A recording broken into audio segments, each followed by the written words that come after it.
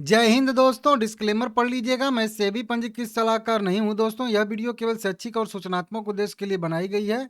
यह एक मेरी रिसर्च वीडियो है केवल दोस्तों। इसमें बाय सेल का कोई रिकमेंडेशन नहीं है। आप लोग अपने हिसाब से जो है डिसाइड करिएगा। देखिए, ऐसा नहीं कि नहीं मैं निफ्टी और बैंक निफ्टी की एनालिसिस नहीं करता हूँ, सब कुछ एनालिसिस करता हूँ भाई। जो आप कर रहे हो मैं करके छोड़ चुका हूँ, ठीक है ना।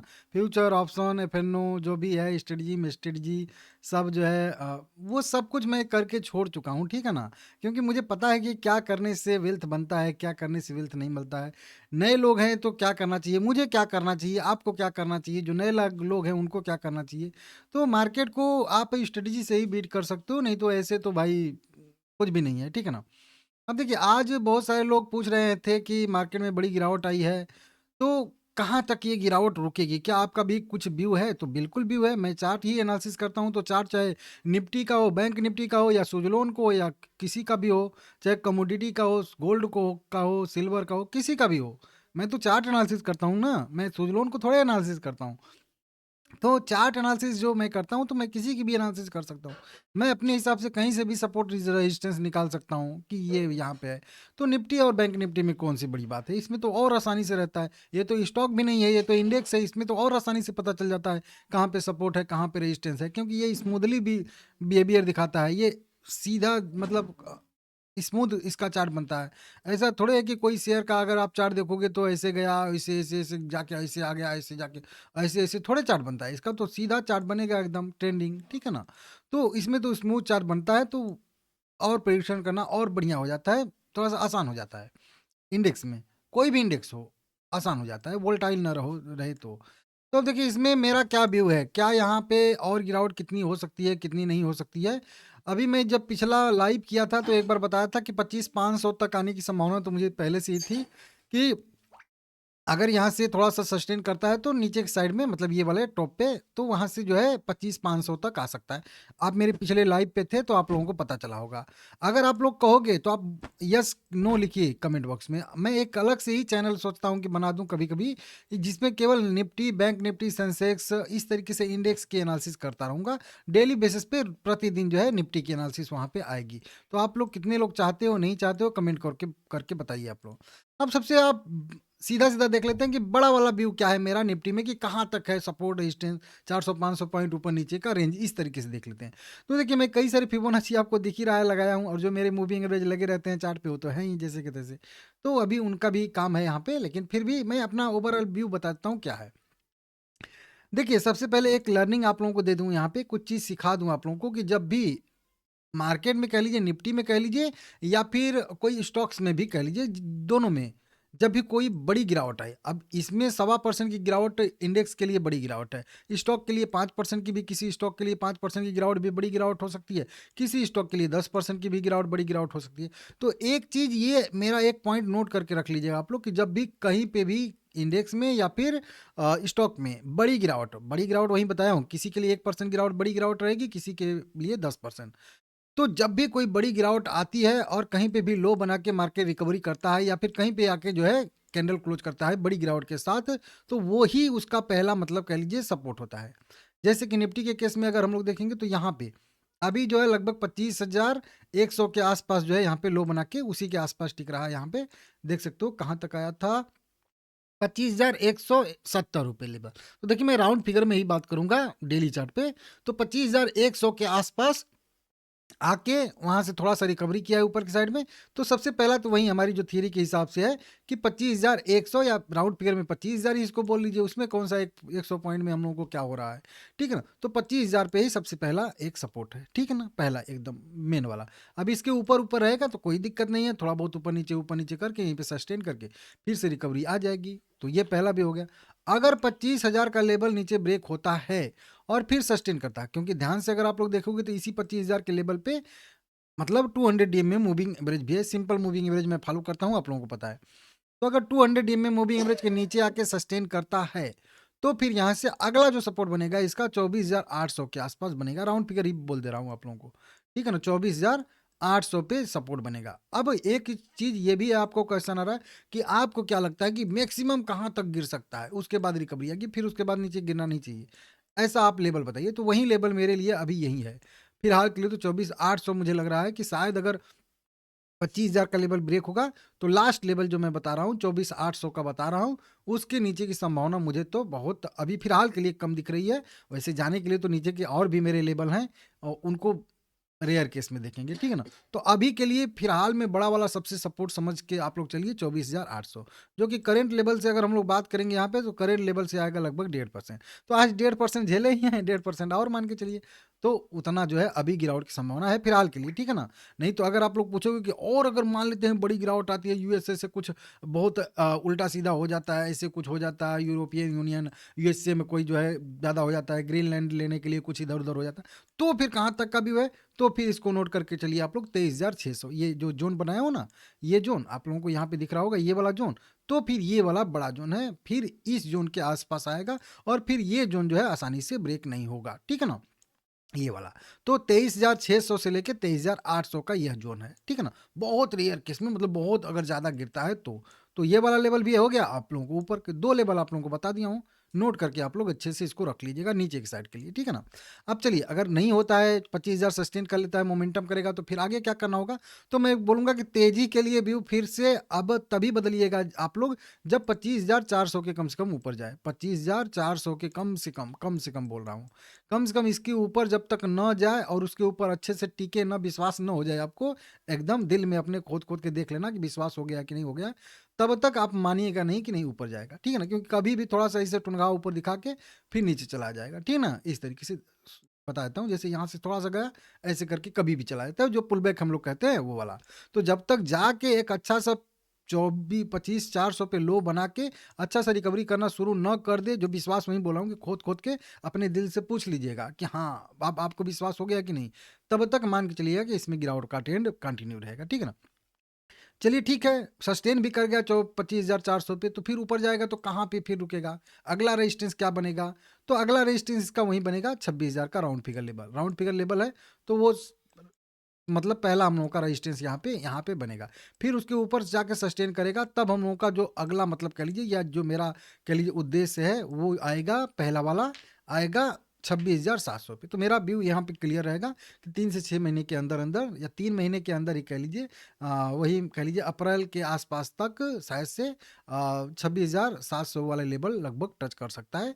ऐसी संभावना है, वहीं की 24,800 ब्रेक ना किया हो तब। अगर ब्रेक कर ही देगा तो फिर तो कहाँ जाएगा, ठीक है ना? ऊपर कहाँ तक का व्यू है मेरा, तो आने वाले 6 महीने 1 साल का इस तरीके से अगर आप व्यू पूछोगे मेरा, तो वहीं 27,500 का ये जो रेंज बनाया हूँ ऊपर की साइड में, यहाँ तक जाने की मेरी संभावना है। वो पिछले लाइव पे भी बताया था और यहाँ पे बता रहा हूँ। तो फिलहाल के लिए मैं बोलूँगा कि इसमें बस वहीं 1.5% और आप लोगों को बर्दाश्त करना है। ठीक है ना? 24,800 तक, ठीक है ना? शायद जाए। जाने की संभावना तो कम ही है, क्योंकि यहाँ पे एक सपोर्ट ज़ोन इसका है, एक ही इस तरीके से रेंज ही है ये पूरा। जो बता रहा हूँ ना, ये एक पूरा एक रेंज ही है। तो मुझे तो नहीं लग रहा है कि इस रेंज में जाना चाहिए इसको, या फिर इस रेंज को ब्रेक करना चाहिए। रेंज को नीचे ब्रेक करने का तो बहुत मुश्किल दिख रहा है मुझे, लेकिन अगर ब्रेक कर दे इस तरीके से माहौल है तो फिर उसमें कुछ नहीं कर सकते, ठीक है ना? तो इस तरीके से आप लोग ध्यान दीजिएगा, ठीक है ना? 24,800 से लेके 25,200 ये एक सपोर्ट रेंज इसका है, ये आसानी से ब्रेक नहीं होगा, जहाँ तक मेरा मानना है, ठीक है ना? तो इसको देख लीजिएगा, समझाया हूँ जो, आप दोबारा भी देख लेंगे तो और आपको क्लियर हो जाएगा, ठीक है ना? अब बात करते हैं बैंक निफ्टी का। आप बोलोगे कि सेंसेक्स का आपने नहीं बताया, तो देखिए सेंसेक्स और निफ्टी को मैं एक ही मानता हूँ, ठीक है ना? क्योंकि सेंसेक्स जितना बढ़ेगा उतना निफ्टी ही बढ़ेगा और लगभग एक ही जैसे दोनों चलते हैं। तो ये दोनों अलग नहीं है, एक ही है। एक में 50 स्टॉक है, एक में 30 स्टॉक है, लेकिन लगभग चलते हैं एक ही साइड, एक ही जैसे, एक ही के हिसाब से। अगर आप सेंसेक्स में भी जाके देखोगे तो 1.3 या 1.4% के आसपास की ही गिरावट तेजी। तो जैसे-जैसे निफ्टी का चार्ट मूव करता है, वैसे-वैसे सेंसेक्स का भी चार्ट मूव करता है, क्योंकि दोनों एक्सचेंज के दोनों जो है इंडिकेट ये इंडेक्स हैं, ठीक है ना? देख लीजिए, बैंक निफ्टी अलग हो जाता है क्योंकि ये बैंकिंग वाला हो जाता है, आईटी अलग हो जाता है, फार्मा अलग हो जाएगा, ठीक है ना? मेटल अलग हो जाएगा, ये सब अलग हो जाएँगे, तो लेकिन वो दोनों एक ही हैं, तो आप अपने हिसाब से देख लीजिएगा, ठीक है ना? कि जब उसका लेवल आ रहा है सपोर्ट लेवल, तो मान लीजिए सेंसेक्स का भी उधर सपोर्ट लेवल आ रहा होगा। अगर निफ्टी का रेजिस्टेंस लेवल इधर आ रहा है, तो उसका भी उधर रेजिस्टेंस लेवल आ रहा होगा, ठीक है ना? ये सीधा-सीधा।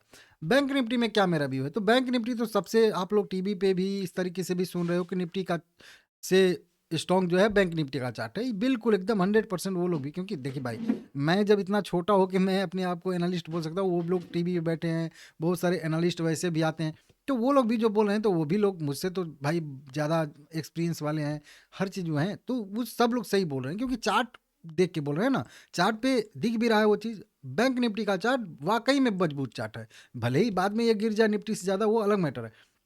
देखने से कोई भी एनालिस्ट रहेगा तो वो चार्ट ही नहीं देखेगा, ये जो कैंडल बनी है इन कैंडल को ही देखेगा ना, चार्ट का पैटर्न ही देखेगा ना।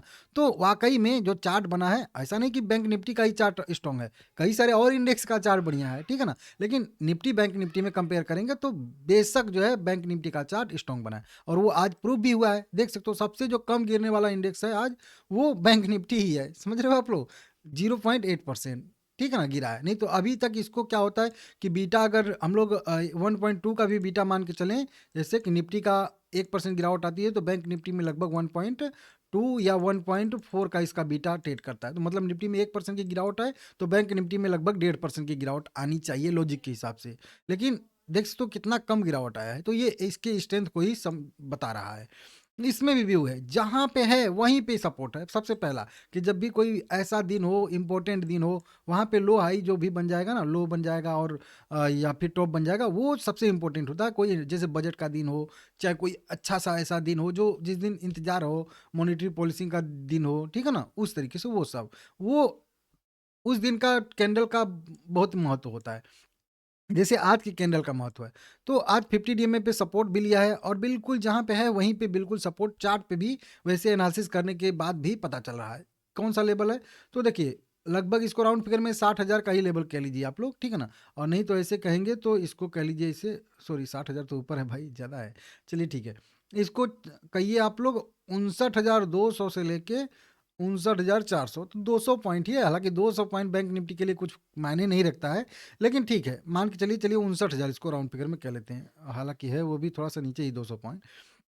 देखिए 59,200 ही कहेंगे, 59,200 के लेवल को मुझे नहीं लगता है कि अभी फिलहाल में बैंक निफ्टी ब्रेक करेगा। अगर ब्रेक कर देगा तो इधर वही सिचुएशन हो जाएगा कि यहाँ पे जैसे 25,200 का बैंक निफ्टी पे सपोर्ट है, वही वाला सपोर्ट जो है इसमें निफ्टी पे 49,200 का है, ठीक है ना, तो उधर उधर टूटेगा तो इधर ये टूट जाएगा, ठीक है ना।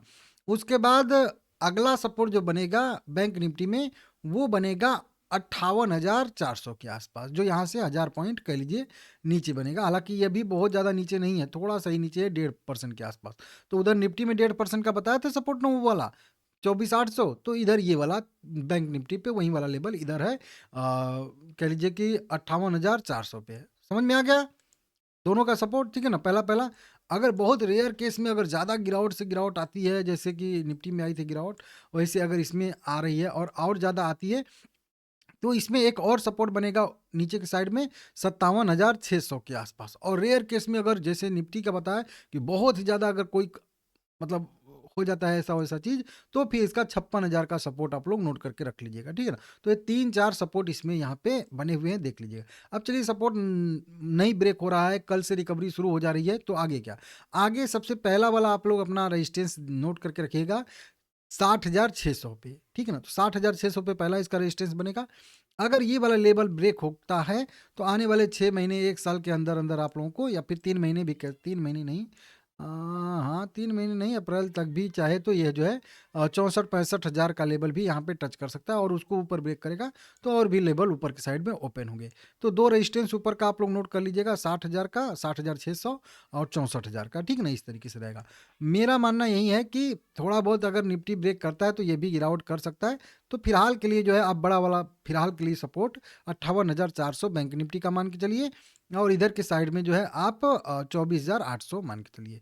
तो ठीक है, बर्दाश्त करिए, थोड़ा सा मोमेंटम आएगा। मुझे तो नहीं लग रहा है कि मार्केट नीचे यहाँ से जा रहा है, थोड़ा बहुत और जाना होगा तो जाएगा, नहीं तो रिकवरी की संभावना मुझे ज़्यादा दिख रही है, ठीक है ना। मेरा भी क्लियर है, पॉजिटिव यहाँ पे है, ठीक है ना, आप लोग देख लीजिएगा।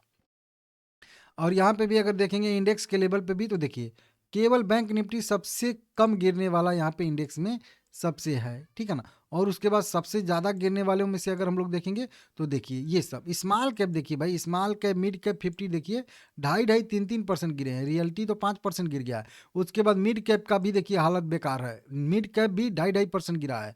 यहाँ पे मिड कैप 150 देखिए 2.5% गिरा। ऑटो ये सब सारे के सारे देखेंगे 2.5% गिरे हैं भाई। अगर आपका पोर्टफोलियो, ये आप लोगों को मैं बता दूं, अगर आपका पोर्टफोलियो यहाँ पे लगभग कह लीजिए 2%, मान के चलिए 2% से कम गिरा है आपका पोर्टफोलियो, तो समझ लीजिए कुछ ना कुछ आपके पोर्टफोलियो में जान है। और वहीं आपका पोर्टफोलियो अगर 1.7% से कम गिरा है, ठीक है ना, तो समझ लीजिएगा कि आपका पोर्टफोलियो एकदम बिल्कुल शानदार है। अगर आपका पोर्टफोलियो निफ्टी से भी कम गिरा है, 1.4% से भी कम गिरा है, तो मान लीजिएगा कि आपका पोर्टफोलियो में एकदम केवल दिग्गज स्टॉक हैं, ये चुल्लू मुल्लू कुछ है ही नहीं, ठीक है ना, तभी आपका पोर्टफोलियो ऐसे होगा। अगर आपका पोर्टफोलियो 3% या उससे ज़्यादा गिरा है, तो मान के चलिएगा कि आपके पोर्टफोलियो में कचड़े वाले शेयर जो है वो ज़्यादा भरे हुए हैं, उनको खाली करिए थोड़ा सा, ठीक है ना, सफाई करिए उसका, ठीक है ना, देख लीजिएगा।